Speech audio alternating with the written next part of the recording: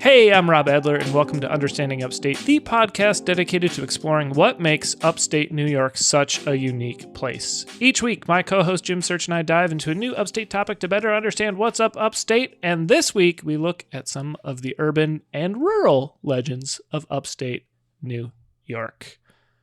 Hell yeah. Yeah, I kind of struggled with the title urban legend because a lot of upstate New York is not urban. It's very spread out and very rural. Some would argue that the urban locations are rural, depending on who you talk to. Sure. And say that, like, for case in point, Binghamton is often referred to as the city. If you talk to folks who live in Windsor, Johnson City, the surrounding area, they would refer to Binghamton as the city. Well, Binghamton is, at this point, roughly 30,000 people. Mm-hmm. As we've talked about many times, you could fit everyone in Binghamton in the Carrier Dome. Sure. And one day we will, Jim. One day we will when we play the Carrier Dome. Yeah. That'd be probably the biggest podcast live show ever. That'd be huge. You know, could you imagine doing a live pod at the Carrier Dome? That'd be incredible. The acoustics would be a nightmare for spoken dialogue, I feel like. But, you do concerts at the Carrier Dome. We actually have a whole episode about the nightmare acoustics for concerts at the Carrier Dome. Listen, we get all the Speedy Freaks and Rattlesnake Pete's in there, just ready for us to talk shit. Mm-hmm. Crazier things have happened. That's all I can say. I mean, hey, if it's good enough for Prince, it's good enough for me. Mm-hmm. Right. Mm-hmm. I would think that we're in the same category. Oh, we're God. in the same league. I mean, hopefully one day, if not now. Yeah, at least. Yeah. At least. Well, speaking of upstate, which we do every week, I do believe we have a little upstate update it's gonna bring some fruitful discussion, I think, to the show. Yeah. You ready for our little ditty here? Let's go.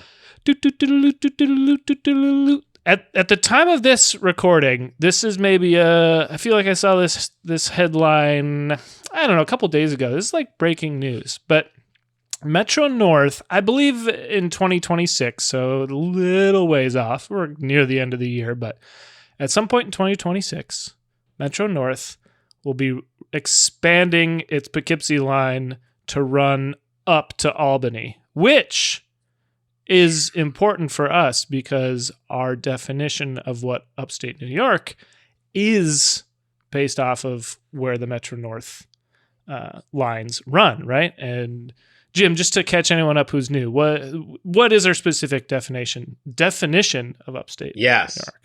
Here it is. If you are located on the Metro North, then you are not in upstate New York. Mm-hmm. However, if you are not located on the Metro North, then you are in upstate New York. And Metro North being commutable to New York City, right? Correct. Kind of the shorthand. Now, I will say this line is going to be one round trip a day, so one train down, one train back. But oh man, woo! Yeah, you missed that one. There's Amtrak, I think, too. But yeah, I was gonna say you can definitely get from Albany to the city if your heart was in it for sure. Yeah. But yeah, how does that strike you? How do you think we need to adjust the definition? Here's what I would say is before Albany decides to, I guess it's going to leave, right? It's going to leave upstate New York for downstate. I don't know, man. That's, it's interesting because I've been through Albany a few times. Sure. And I feel like it's got one foot in as far as just like upstate proclivities, as well as perhaps even some downstate New York City energy, right? So I don't know, man. It's it'll be sad to see you go, Albany. Right? You've left, you know. I don't know if we need to do a ceremony. You might have to pull some episodes, Jim. I don't know. Sure, like anything. sure. So does that mean anything between Albany and New York City is now downstate? Like, what I don't know if this train's got to stop places between Poughkeepsie and Albany. I guess I'm not sure if, if it's running express or what, if we're getting more stops, but. There's like an exit. I feel like there needs to be like an exit exam for Albany, right? Mm-hmm. Like, are you still like, how do you pronounce the word? Well, yeah, I guess that's the thing, right? Mm-hmm. Is like, now that I think about it, is like, is Albany ready to shed its upstate proclivities to join downstate? That's what I don't know. Right? Sure. Like, how do you pronounce the word phenomenal? Oh. You know what I mean? That's an upstate word that's often butchered quite a bit, How does one from upstate pronounce phenomenal? Oh, God. I haven't heard this before. Oh, man. We got to record some. You know what you got to do is go watch, you can go on YouTube and just watch like some local, like Binghamton television clips, and you will hear a very, very distinct way of speaking, an accent that is very pronounced. Phenomenal is a way that someone in upstate New York might pronounce that. Sure. God, we were at the bar. The spread there was phenomenal. I mean, it was just phenomenal. Being from Minnesota, that's like tickling a part of my brain. I was like, that sounds normal. Sure. But I understand. I understand. Yeah. Well, I was having a brief conversation with someone who's from Rochester about it. And like I said, like, yeah, like upstate, like an upstate accent has like notes of the Midwest in it for sure. Yep. Yeah. So like, again, like if you're ready to, I feel like you're going to have to say that differently. Mm-hmm. If you are going to join downstate, you can't do that. Sure. Like, have you or anyone you cared about witnessed a bar fight? These are hard questions you got to ask. Have you or anyone you cared about participated in a fight after a high school basketball game? These are great questions. What are your thoughts on stealing your neighbor's newspaper? Mm-hmm, mm-hmm. Right? What beer are you drinking on the Metro North? Sure. Are you going for a Jenny Cream Ale, or are you going for a 6-point lager? Yeah. Do you check the police blotter to see if anyone you went to high school with is listed? Sure. Are you doing that? Mm-hmm. Because that is a very distinct, what I have just said, these 5 points, these 5 distinct points. Right. Really belong to activity in upstate New York. So I don't know, Albany. I don't know. I think you got some soul searching to do. Right. Okay. TBD. I think we gotta rush the Understanding Albany episode the next couple of weeks before it becomes an in memoriam episode. Sure. We do a tribute to Albany and its contributions to upstate New York. Yeah. Exactly. All right. Well, so hang tight, Albany heads out there. You can still listen to the podcast. Thoughts and prayers. Yeah, of course. And like, listen, you can listen to this podcast should you not be from upstate New York. Like, hell, we got a listener in Tennessee, I believe. That's true. Yeah. Right? Yeah. So, it is for the edification. Let's say you wanted to learn about a different region of this country. This would be the podcast for you. There you go. This would be it. If you want to learn about your new homeland downstate, can't help you. Can't help you out. No, man. You're gonna have to learn those lessons on your own, like the rest of us. Yes. Well, hey, if you want to help some other people learn some lessons about a great podcast, you can subscribe, rate, and review our show and share an episode with a friend, and that will help other people learn about this show. What a transition. Pretty great. Seamless. Pretty great. Seamless like the food delivery. Pretty good. So, hey, do any of those things. It helps us out a lot. Again, if you give us a 5-star rating and write a positive review, you can throw in suggestion for a future topic for us to cover on an episode, and we'll do it. So do those things. Also, you can email us at understandingupstate@gmail.com. Shoot us an email, man. Yeah, please do. Get in there. All right, Jim, are you ready to get into today's topic of urban legends? Mm-hmm. Without a doubt. Let's fucking go. Let's do it.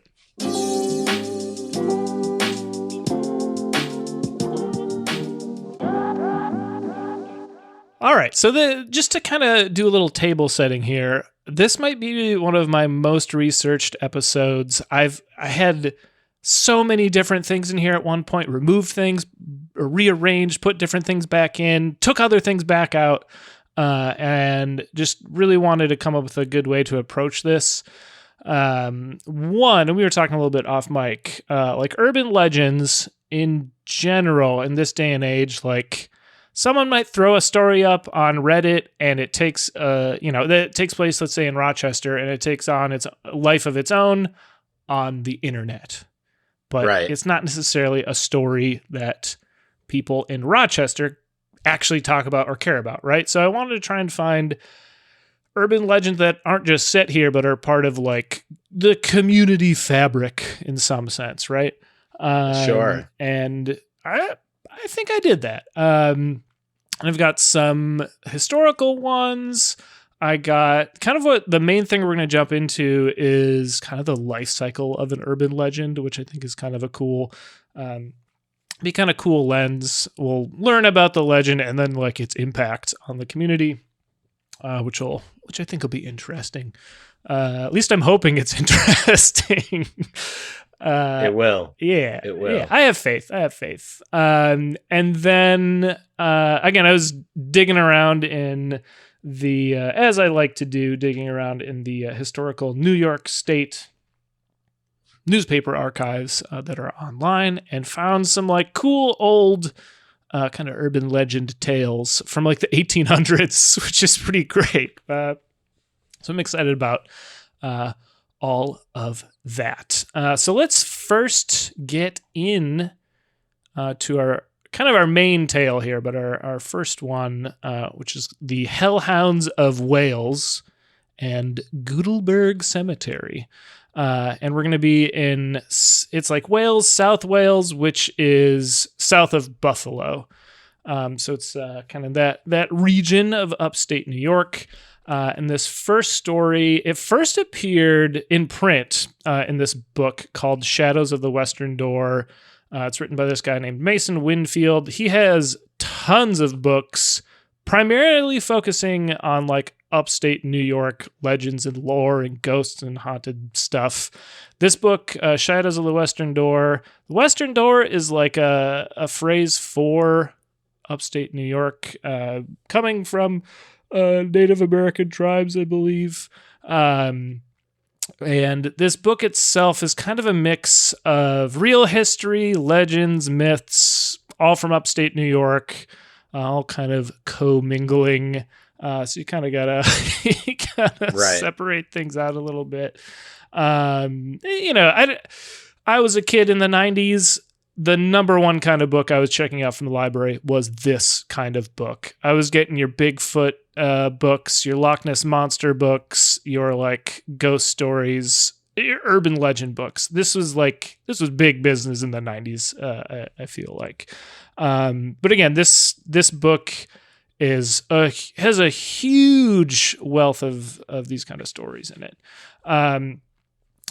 And interestingly enough, again, the stories take place all across upstate New York, but this writer actually lived in South Wales where this story takes place and was a teacher there for a number of years at like a private school or something. So there's like a little extra provenance on this, but again, we'll get into it. So first thing we're going to do is we're going to read an excerpt from this book about the hellhounds. And there's more than just that. So let's dig in here, shall we, Jim? Let's do this. All right. South of East Aurora are the Holland Hills, beautiful green ridges streaking to the Alleghenies. Hunter's Creek runs through them, a shale-bedded stream, seldom deeper than a foot or two, seldom wider than a dozen yards. The most majestic views in the country are formed by this aged stream as it winds to its joining with the Buffalo Creek. Tiny cemeteries rest in the pines and maples over its banks. Something up here sparks folklore. Most concerns a graveyard at the hilly top of Gudelberg Road and the creek nearby. A field slopes behind it with woods and pond beyond them, unquestionably the scene of many natural hijinks. Generations from Holland, Iroquois, and East Aurora high schools partied out here among the stones. Let's go. Let's fucking go. Maybe that explains the wretched state. As adults, these folk give us most of the lore, making it among the most devil-ridden tracks in Erie County. Themes of generation, like in the visions and speeches of Macbeth, dominate. Witches delivering stillborns, ghostly tots in white dresses, cemeteries filled with infants, and rumors of country abortionists, which we'll talk about. Wow. There's a lot of weird layers to this story. Actually, the burials are suspiciously young, and the worst of the grisly tales are true. Again, take it with a grain of salt. We'll get more into. Sure. So there's a bunch of dead babies out here. Let's read on, Jim. Let's read on. Let's find this out. Is what this book is positing. Okay. Sometime before the 1940s, a country doctor on Hunter's Creek Road expanded his services to include abortions, proscribed functions in those days. A story that suggests why such emotion surrounds the matter today. We have no word on his bedside manner with adult patients, but his ministrations were invariably lethal to the unborn, whose bodies were buried about the ridge. What a piece of work is a man, says Hamlet of humankind, infinite in potential because of our immortal soul. We're getting a little poetic here. Sure. In the informal annals of witch lore, few ingredients were more potent than body parts from unbaptized infants. Unclaimed for the mighty God of the Christians, such essences were free power to aspiring mages. Courtesy of the country doctor, this hill was a generator. Women, too, died during the process, and their bones filled the freelance graveyard the area had become. Some found their way into the stream, turning up in fishing lines. Family dogs came home with others. Body parts were found about the doctor's home. He killed himself rather than live behind bars. The country graveyard raises a curious front, a box of earth sided with long stone logs. The 100-odd stones date from the earliest white settlement of the area, now so badly vandalized that only a handful stand. One young bloke we've heard of took home a piece of one as a trophy. He returned it soon after. It scared him, always warm, as if it had some heat source of its own. Oh, yeah. You better get rid of that shit, dog. The fuck? Convincing ghost stories come from this stretch of road. Some refer to the appearance of an adult male, something of whom, dress grooming, even an antique tool in hand, suggests an earlier day. He walks the road a few seconds in daylight and disappears and vanishes. Only his clothes and his disappearance, of course, seem unnatural. More tales attached to the hill, bisected by a road so winding, steep, narrow, and gulching as to be nearly impassable in winter. There's gossip of old homesteads, clans that have lived in them since their settlement, sinister shrines among the trees, and collusion beyond the ordinary, namely witchcraft, passed on as family tradition. Huge, speedy dark hounds, these are our hellhounds, sometimes alone, sometimes in packs, figure in the lore of this hill graveyard. On unlucky nights, they can be encountered about the stones, the road before it, and the wood and pond behind. Their baying is unearthly, their movement unspeakably fast and smooth. Their black coats glisten like vinyl, and their eyes are red or green and luminous. A couple reports one flew into the path of their car. The impact was shocking, but when they inspected road and vehicle, there were no signs of such collision. Then he goes on to talk about how hellhounds are common in like British Isle folklore. You've got Hounds of Baskerville, a famous Sherlock Holmes book that deals with hellhounds. I'm going to jump to the end here, though. At first, we considered keeping the name of the little cemetery secret in the hopes of preventing further vandalism, but what worse could be done to it? And it may look out for itself. Among the younger set is the adage that anyone who maltreats the stones up there usually pays for it down the road. A strange sense of guilt seems to stripe the vandal as he or she, usually he, overturns a stone. It falls like the toll of a bell, and he wonders if something else is to come. Streaks of bad luck and even injuries follow that the culprit afterwards connects to that initial feeling, visit, but leave it be. So we got a lot of things. lot to unpack there. Yeah. Right? So I read a couple other descriptions. Here are the main bullet points. You've got a graveyard on Gudelberg Road in like South Wales, and it has a old house next to it that a doctor was performing illegal abortions in. Back, some say like 1800s. This says 1940s, and you know, if a woman died, they were buried there. The aborted fetuses were disposed of in this graveyard, allegedly. And because of that, you have these hellhounds that are allegedly feeding on these remnants. That's the tale in a nutshell. We had 2 very wordy pages describing it, and you know, I think it's safe to say we've got perhaps some conjecture and embellishment happening. Again, I this guy lived in the town. I'm believing he's getting some stories from townspeople. I can believe that. So this came out, this book and this story comes out in 1997. Again, it seems like this story is credibly, some version of these stories are going around town for a while, right? Sure. Again, kind of leading it to finding credible urban legends from upstate New York. So I dug around a little more, and I found some news articles from a little bit later on, both in 2007, talking about the impact of ghost hunters starting to come around the Gudelberg Cemetery. Early, 2007, I feel like there were a ton of ghost hunter shows, probably winding down around 2007. We were talking about like TV psychics episode Good old or two Sylvia, ago. man. Yeah. She's dead. She died.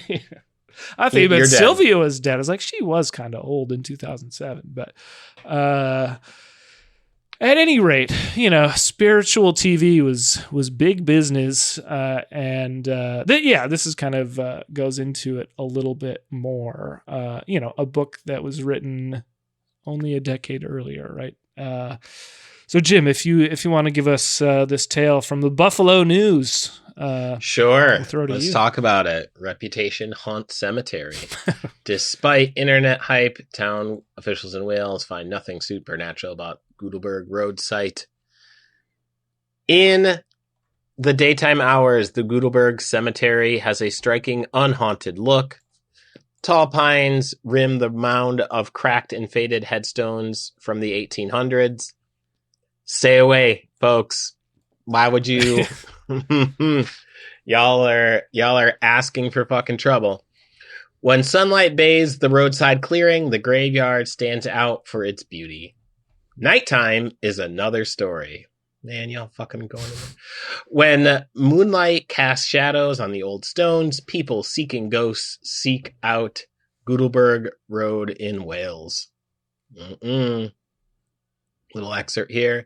Hellhounds with vinyl black coats and beaming red eyes appear, or so do the stories claim. Some say spirits of babies buried by the abortion doctor rise, as does the ghost of a woman, perhaps the one murdered in a still unsolved 1948 case. At night, it definitely has the look. It's right out of a horror movie, said Rob Lockhart, the Walden Galleria jewelry store manager who works part-time giving Gutenberg lectures and conducting tours and folklore research for haunted history ghost walks. Y'all, why? First off, we need to go back in time just a hair, because when you are burying dead babies in a graveyard, you are sowing the seeds for haunt. Right. Sure. You are asking for the other side to come out to play. Just want to interject that real quick. For decades, the cemetery's reputation for haunting has drawn local teenagers who are reported to combine drinking and skinny dipping in the pond at the far edge of the cemetery. You are waiting for fucking Jason to come up, man. You are waiting for Jason. You got teens who are fucking getting drunk and hooking up around dead people? Jason's in Jersey. That takes place in Jersey. They're fine. They're fine. Hey, we're at the fuck around portion, that's folks. That's you are fucking around, and you know what happens after that.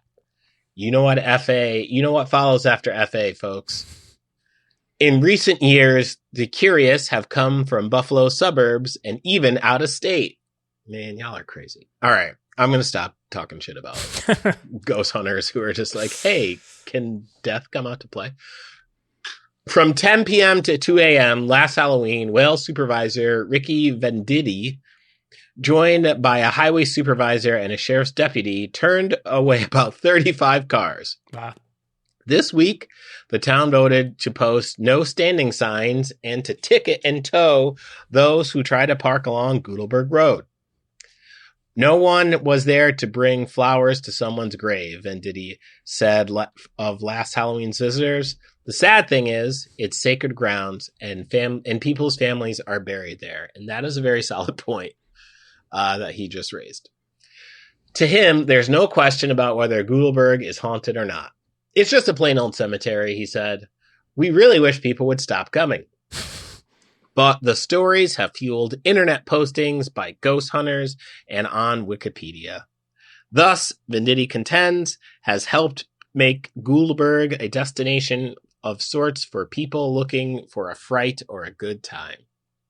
Web searches of Gutenberg turn up night photos of luminous wisps of evidence of ghosts and accounts of a Dr. Gutenberg and a 19th century abortion doctor.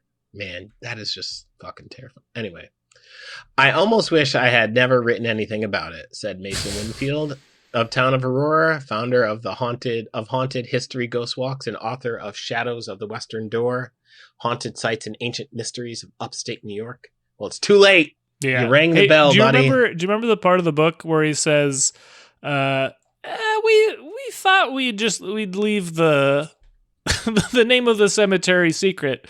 But what worse could be done? He literally thought about not naming it. Yeah. Winfield, who is now working with Lockhart on a book about War of 1812 ghosts, said he collected material about Gutenberg, hellhound sightings, and other more standard ghosts of little girls in white dresses by interviewing more than 100 local people. But Winfield doesn't take his tours to the cemetery. It has so many tipped over and broken gravestones that people say it is the work of ghost-seeking vandals and not the passage of time. Y'all deserve it. Whatever the fuck happens to you, you deserve it. Unless that dead person is a sworn enemy or rival, then yes, you can fuck with them in the afterlife. Oh, didn't know. Good to know. The more you know. Yeah, man. Nah, man. Once you're an enemy forever. Fair enough. The ghost hunters go out there a lot, said Winfield, who said he had never had a haunted experience at the cemetery. I don't see ghosts. I maybe have seen 2 in my life. That means you've seen ghosts. But it was never when I was looking for them. Dude. That sounds like real ghosts then, right? Yeah, like... man. I don't know. Were you drinking? What's up, sure. dog? Scott Tanner, 20, of Orchard Park, I guess go Bills, who went to the cemetery about 4 months ago with friends, reported a flash of light by the road and hearing a screeching, hissing noise. It sounded like it was coming towards us, so we just took off and got out of there, he said. 2 years ago, a college student looked Gene Allen straight in the eye and asked whether the cemetery was haunted. I said, "Of course," replied Allen, who has lived in Wales almost all of her 75 years and has been a historian for the town of about 3,000 people for 3 years. He wanted to be scared, so I scared him, she said of her fib. I like this lady. Yeah. All right, let's fucking go. It's still not haunted. I don't know what it is. It's somebody else's imagination. It's a normal cemetery. As one person suggested, the name sounds spooky. Until this month, she had never walked through Gutelberg Cemetery, which didn't get its spooky reputation until the 1970s. To her, it was always just one of the 9 county cemeteries around town. Or 9 country cemeteries. Excuse me. On the way to the cemetery on a bright October day, Ellen drove around to show off the town she loved. The hill where she had tobogganed, a low watery spot where she ice skated, and doors she knocked on with her mother when they were recruiting pie makers for the firemen's picnic. Ooh, this is some real Americana shit. Yeah. This is like the America that like people think is real. All right. She is aware of the roots of some of the stories linked to the cemetery. As a teenager in the 40s, she knew about a doctor with a buffalo practice and a summer home on Hunters Creek Road, once called Wales Centerline Holland Road, about 2 miles from the cemetery. The local gossip was that he did perform abortions, she said. This is all gossip, and that was back in the 40s. That has nothing to do with the Gutelberg Cemetery. The fuck it doesn't. But again, I think it's interesting. Like, again, in the original story, we've got like 1,000 different threads, and this lady kind of like, she's like, "Oh, there was a doctor over there. There were rumors, right?" But like, you get rumors are going for 60 years or so. It turns into mutant dogs running around the cemetery. I don't know, man. You can't be dropping no. Anyway, she passed the doctor's place and pointed to the chain link gate. On the same road lies the town's connections to an infamous unsolved murder. Part of some Gutelberg stories now in circulation. In August of 48, Helen Linderman of Kenmore disappeared after leaving home to buy milk, according to news accounts. The next month, a kneecap and severed forearm were found on the road. A kneecap. Just a kneecap. That's fucking brutal, dog. That's no good. That's some brutal shit. Later, her husband, a dentist, identified her when a torso and head were found 25 miles away near Ishua. They found her bones, and they assumed it was an abortion. A kneecap? Performed by the doctor, Allen said of the townspeople. Stories get started because there's assumptions. Half the stuff you hear, you should not take too much stock in it. I like facts. I like this lady. After finally turning down Gutelberg Road, easy to miss because it has no street sign, she got out of her van and walked up the mound. This little knoll, with a forest of orange and yellow fall color in the distance, was peaceful. The old bones were probably connected to many thousands of people. As the wind whooshed through the pines, she looked out towards the skinny dipping pond and made a guess about the haunting stories. If you were standing here at night and the wind was blowing, she said, you would think that you heard ghosts. And that there you go. Is that. It kind of an interesting least I thought. Interesting, like you have a book that comes out and 10 years later, because of the internet and Wikipedia, it's fucking with this town. See, I think that, this is how you incite the other side. Sure. Right. Sure. If you look, I believe like maybe like 20% of the other side, right? Because the earth is too big, right? There's too much shit out there for it not to exist. Sure. So there's part of me. That part within that 20% says, yeah, don't like kick over tombstones. Like, don't fuck with a graveyard unless it's an enemy, unless it's a sworn enemy. Then you can fucking terrorize them into the afterlife. Fuck that. But just random fucking tombstones? Have you lost your mind? Yeah. That is a perfect way to invoke that shit, man. Even if this wasn't like all the shit it was. Now you've created a separate story because you've angered the dead, man. And the townspeople. you've angered living people too at the same time. I think none of these stories mention it, but this cemetery, it opened in the 1800s at some point and it closed in 1927. It's not private, it's like publicly open land, I believe. But like no one's been buried there since 1927. So long dormant. And that has to do with some of its state. But again, it's these, those stones need maintenance. Like that shit just crumbles after a while if no one's taking care of it. So if you got all these people traipsing through and fucking with stones and stuff, yeah, it's just gonna break. I'm surprised in true like American capitalist fashion that someone didn't like set up a little stand to like sell like t-shirts like I got scared at the Gutenberg. Yeah. You know what I mean? Yeah, so to kind of close the loop on Gutenberg, and the story's still out there. Like I don't think you have people driving out there in droves anymore. But with a lot of these upstate kind of legends and urban legends, like they have this weird cycle where a lot of them got popularized literally by books in the 90s and then took kind of their own life in early to mid-internet days. And then now they're just kind of out there and they just exist. There's not like tons of people going more in depth on it. But they've entered the cultural lexicon to some degree. And mostly they live, continue to live on in Reddit. We're like, I want some upstate spooky stories. I'm like, have you heard about Gutenberg? It's got a lot going on. I got one for you. So yeah, I thought that was a pretty interesting one. Well, we're going to turn to some more stories here.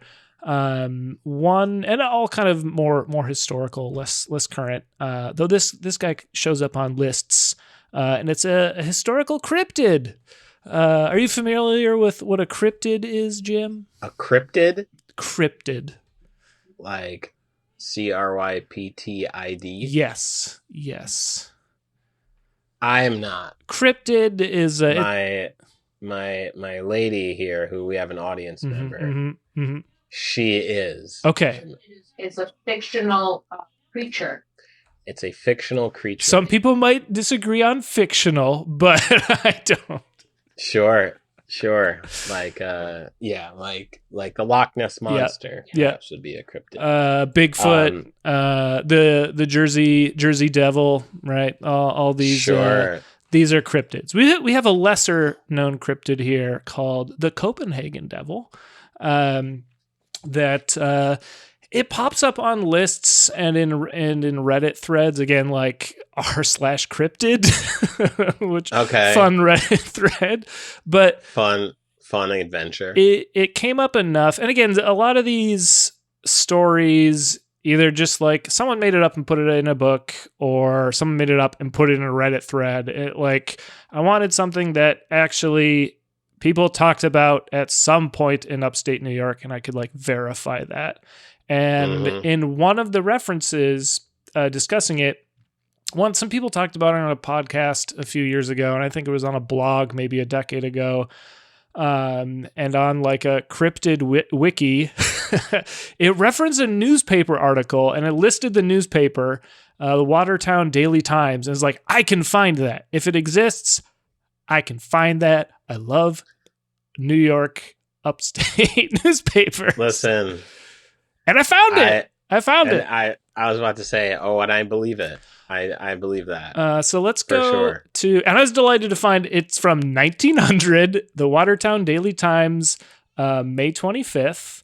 I'm going to pull it up here now. And interestingly enough, I believe the name Copenhagen Devil, I don't know who gave this beastie that name, but it's not described here as that. But this is one and the same, the Copenhagen Devil. So let's learn about our friend here. The headline here is Vision of a Monster Phantom. 2 men and a woman saw it near Copenhagen. A huge white creature who moved silently and with lightning speed. The sight made their hair curl. All right. Copenhagen, May 25th, on Monday evening, as J.D. Dryden and Homer Ward were coming from Deer River and were near the farm occupied by Charles Bonney, Mr. Dryden noticed in the lot some distance from the road a large white object. As he continued to gaze upon it, it appeared to him like a gigantic animal at rest. He pointed it out to Mr. Ward, and sure enough, he too could see the white monster. But what it could be was a conundrum. Finally, Mr. Ward thought he would investigate, so he picked up a small stone and, after getting over the fence, started toward the object, which did not move until he was very near. He then threw the stone at it, moved away for some distance, it moved away for some distance like a streak of lightning and stopped. A feeling similar to an electric shock passed over Mr. Ward. He went back to don't throw rocks at shit, man. Don't throw rocks at animals. And it wasn't fucking bothering you. Yeah, dude. Fuck out of here, man. Let's see. Mr. Ward and he went back to the road, got into the buggy, and drove home, which was only a short distance. After going into the home, they talked about it for a time. I mean, I would too. When Miss Nancy Klein, who lives there, trying to read this word. Promised that they go out and make a more thorough investigation. That's awesome. Or proposed that they go out and make a more thorough investigation. Accompanied by Mr. Ward and armed with a lantern, she started out, and after going a short distance, saw the object of their search sitting on its haunches in the road. They turned the light on it, and the phantom walked right over the fence and disappeared. Mr. Ward said it had horns. Mr. Dryden said it had a tail as large as a man's body. That's a long tail. And Miss Klein said she heard it snort. As is natural, some people are inclined to doubt the above story, but all of the parties who saw the ghost are well known here and are people of truth and veracity, and all tell the same straightforward story of their strange experience with the phantom monster. Pretty cool. Wild, man. Yeah, that made it into print. Slow news day, man. I mean, so truth be told, I really tried last year when we did another series of spooky episodes in October. Dug in the newspaper archives and using if you put in ghost in the search terms, you get a lot of holy ghost. You get a lot it's really hard to find ghost stories that way, and monster and then I stumbled on phantom through this article. It's like, phantom, that's a great word. That generally either you're talking about ghosts or you're talking about Phantom of the Opera, right? There's not much in between. So that helped a lot, and I was able to pull a bunch more. Pairing that with haunted house helped a lot as well, which I tried last year, but I had much better much better results this year. Also having like the right decade sometime for search results. We're like late 1800s, early 1900s. They're publishing ghost stories, man. That's making it into the newspaper. Right. There's an editor in chief who's just like, well, this is business, baby. Anybody been to the lake lately? Anybody seen anything by the lake? No? All right, well, we're just going to make it up. Fuck it. Yep. I mean, again, a lot of you'll see they're like, this was told by credible people in town. We can back this up. We won't name names, but we know who they are. Sure. So let's jump to a couple of these now. I've got three more kind of haunted house stories. One's a little bit longer and a couple shorter ones. Let's jump in here first from, I think all three of these come from Utica. So again, sure. Ghost stories are big in Utica, or rather haunted house stories. Utica is highly represented in the true crime podcast genre. Sure. Lot of husbands really just having enough in that sort of vibe. So, all right, just say, hey, listen, Dateline NBC reports it, man. I'm just letting you know what the deal is. Well, the Daily Observer in Utica walks, so Dateline NBC could run. Yes. Yeah, exactly. All right, so this is from the Daily Observer, I think the Tuesday evening newspaper, February 6th, 1877. Again, some of the scans are a little rough, so you'll have to bear with me. Title: A haunted house. A Rochester rapper in a blue coat. 38 Special was there? What year is this? Ito was out there? He's old, man. He's old. No way, man. A rapper my man G4 Jag. Shout out G4 Jag, man. He was out there. Yeah. The headline grabbed my attention for sure. I knew it would. Sure. Sure, yeah. I fuck with rap. A Rochester rapper in a blue coat with brass buttons. How he cuts up. From the Rochester Sunday Herald. So this is like reprinted from Rochester Sunday Herald in the Utica newspaper. For the past week or more, rumors of a haunted house have been freely circulating in the vicinity of Plymouth Avenue near Clarissa Street. It's a haunted street name if I've ever heard one. Clarissa Street? Sounds spooky. On making inquiries, we found that a large number of people there residing placed an amount of confidence in the report and openly acknowledged that there was something in it. A few envisioned, we determined on investigating the affair, and I started for the locality of the house said to be haunted. During our walk, we picked up various stray bits of information, which only served to excite our imagination and hasten our footsteps.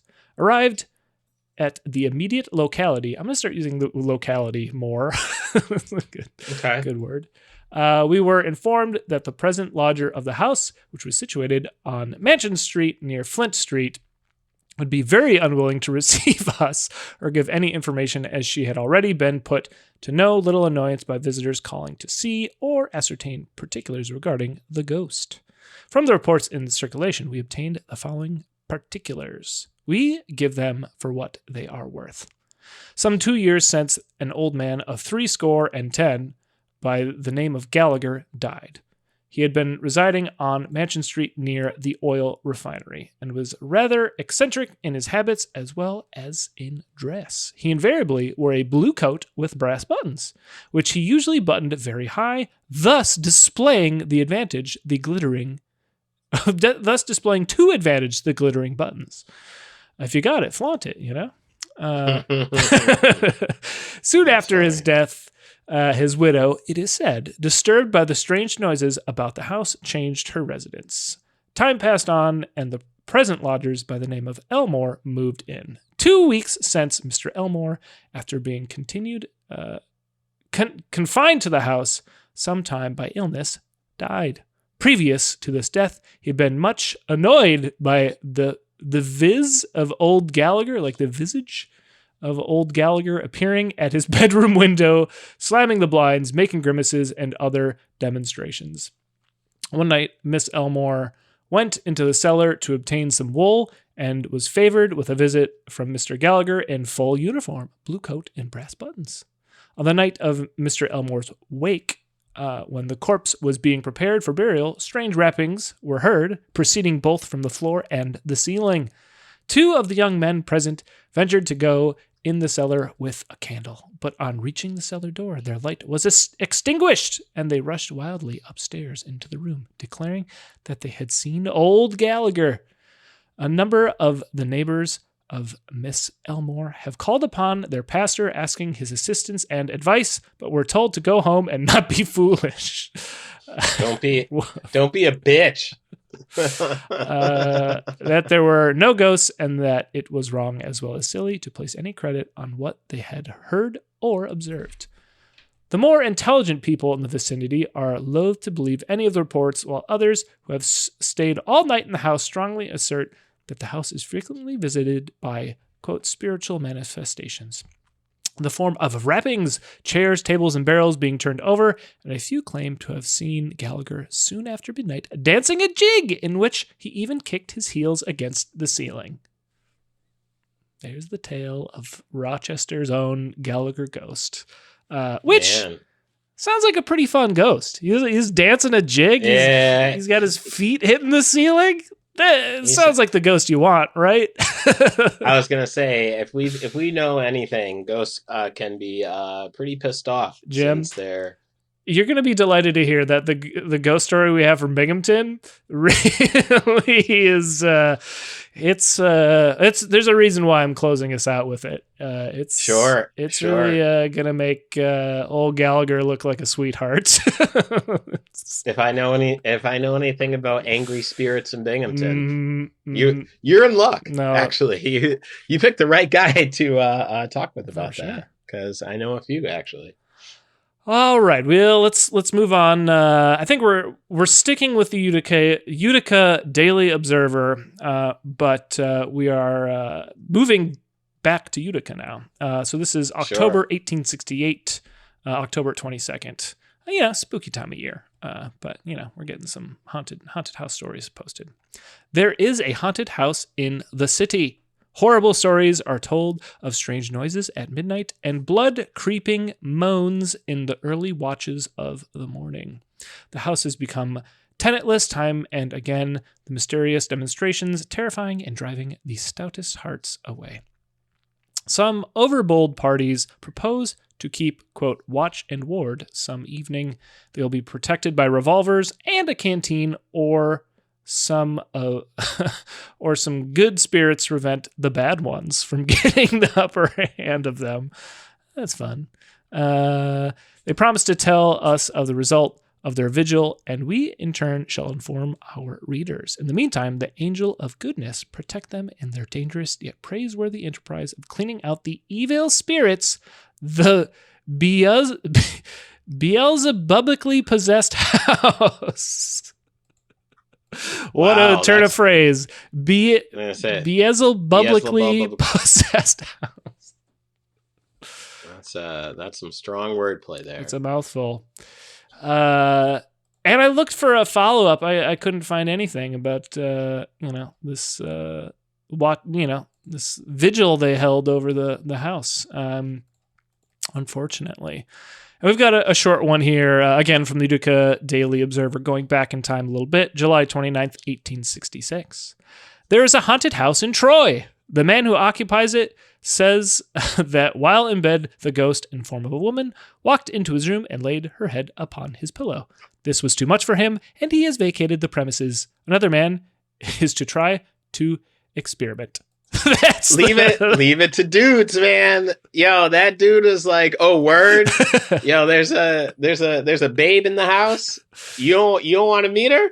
Oh, all right. I'm gonna try. I'm gonna shoot my shot. Yeah, I like how that's crazy. One guy's like, that's it, I'm done, and another guy's like, I'll give it a shot. Yeah, why not? Yeah, I'll give it a shot. Yo, listen, if there was ever like a story about guys, it's this.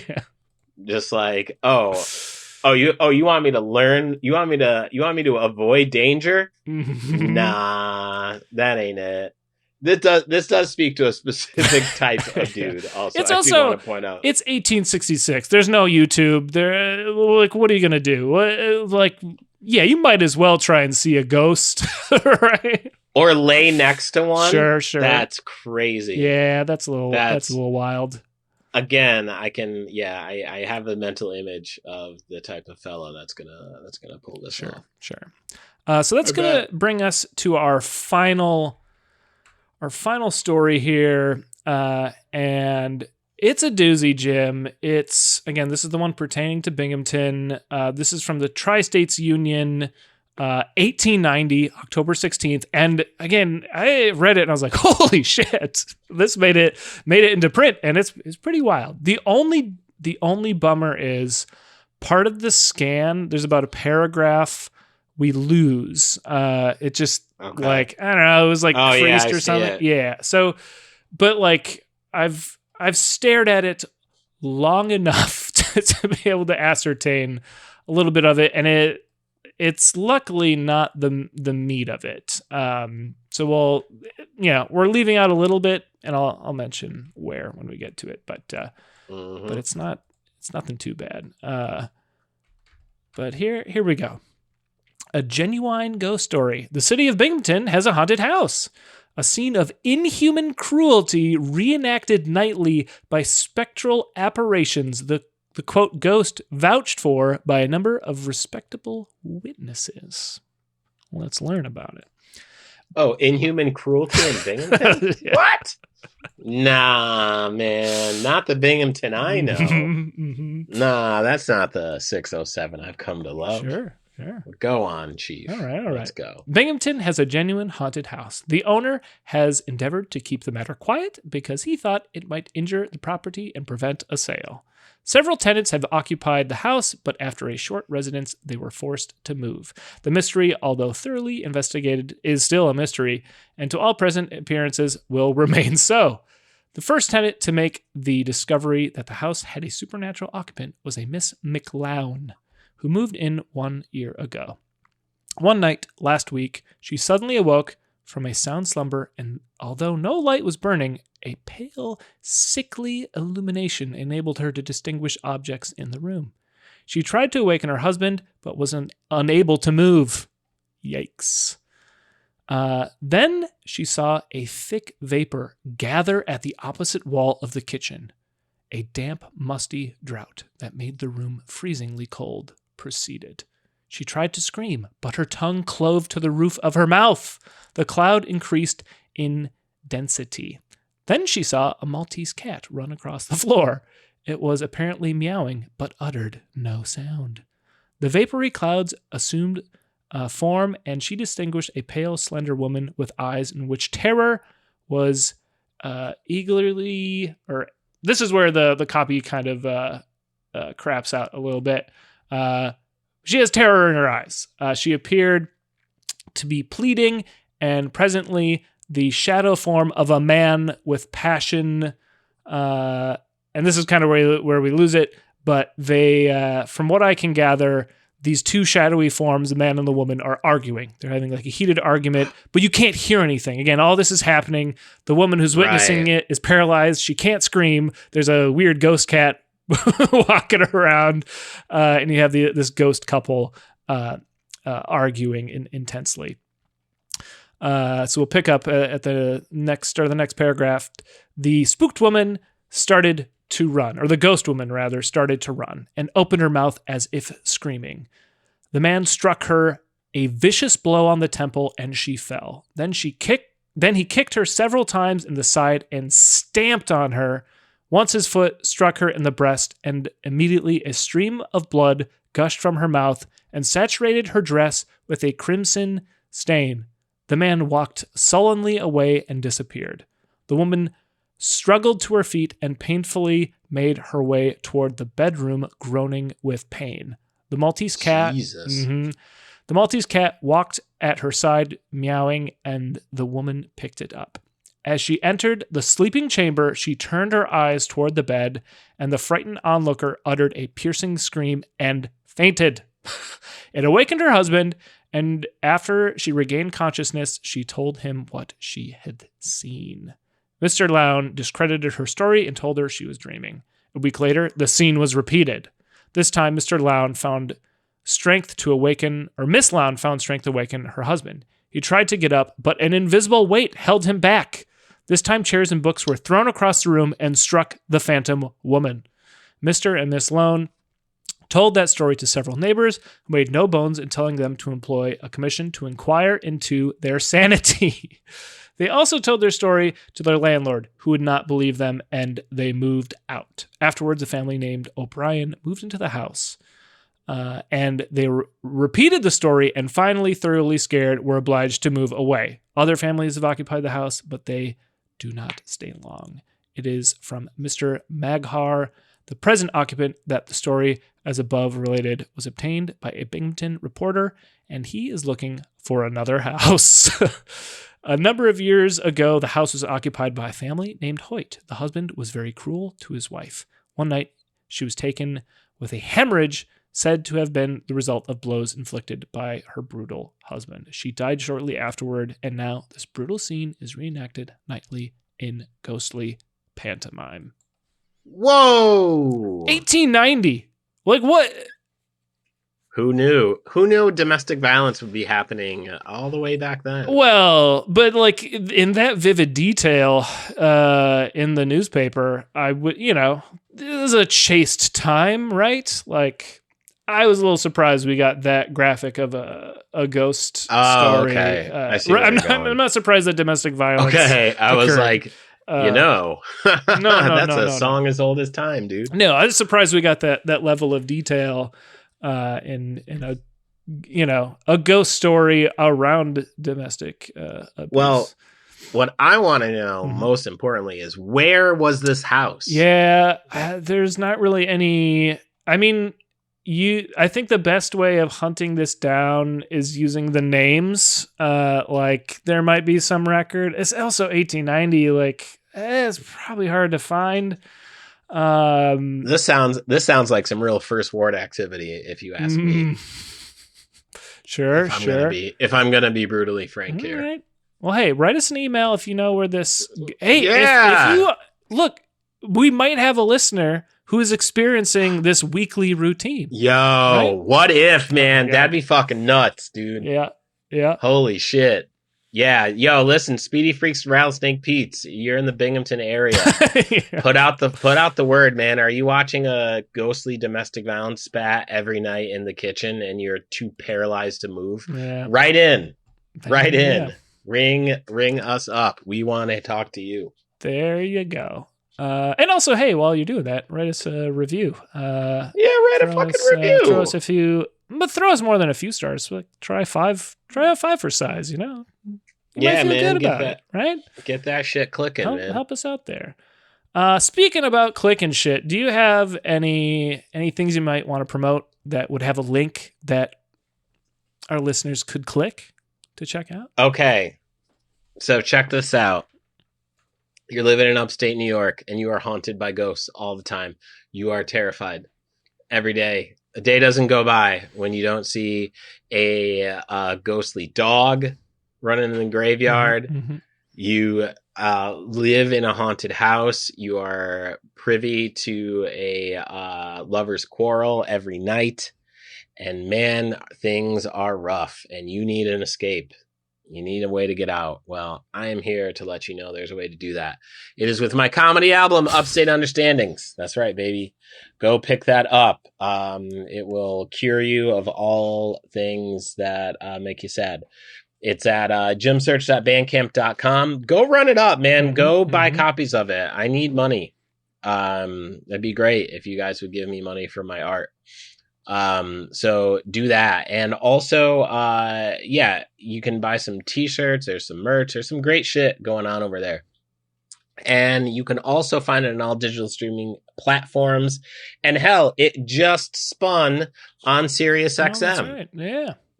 Yeah, no, there was, I just checked the spins, couple days ago, and October 18th at 3 a.m. All right. on the Pure Comedy Channel, you heard NYC Goals and Discoveries off that album. Hell yeah. Which is fucking crazy, man.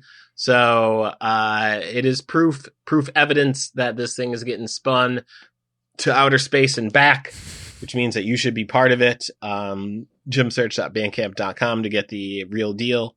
All digital streaming platforms. Yeah, I gotta go check and see DistroKid and see how much 37 cents I've got. And yeah, jimsearchcomedy.com is another place to go see what I'm up to, where I'm at. If you're in the New York City area, you can see me tell some jokes, and yeah, come fuck with me. Rob, they've come and fucked with me. They bought all the things they needed to buy, like the dutiful, speedy freaking rattlesnake Pete they are, but yet they still have things they would like to pursue. Can you help them out with that? I do. My EP is out. Usually I have a funny little story to talk about what I'm promoting, but guys, you got right to it, man. I'm cutting to the chase. Let's get it. I think I've been talking about it for a few episodes, but it came out last Friday. It's called Cyber Punish. It's a fun little, call it a little horror synthwave EP for the spooky season. It's a great time to throw it on. I've gotten a lot of great feedback. Thanks to everyone that's already picked it up. I believe Adam Rodkey was the first person to grab it. You know that. Number one Speedy Freak and Rattlesnake Pete, of course. So yeah, go check it out. You can just go listen to it. If you want to throw me a few bucks to help support me, you can do that too. All at brooklynfrequency.bandcamp.com. I also have my other album, New York Sticky, available there as well, which you can check out. But yeah, link in the description for all these things we've just talked about. Speaking about talking about things, Jim, do you have a hint for what we're going to be talking about next week? Oh man, let's just say the silver screen's about to get scary, man. That's what I can tell you. I like it. Well, you ready for a little up pun to close us out here, Jim? I've been waiting an hour and 9 minutes, man. Well, Jim, I got a ghost over my shoulder, but I'm too paralyzed to get up. So let's get on out of here.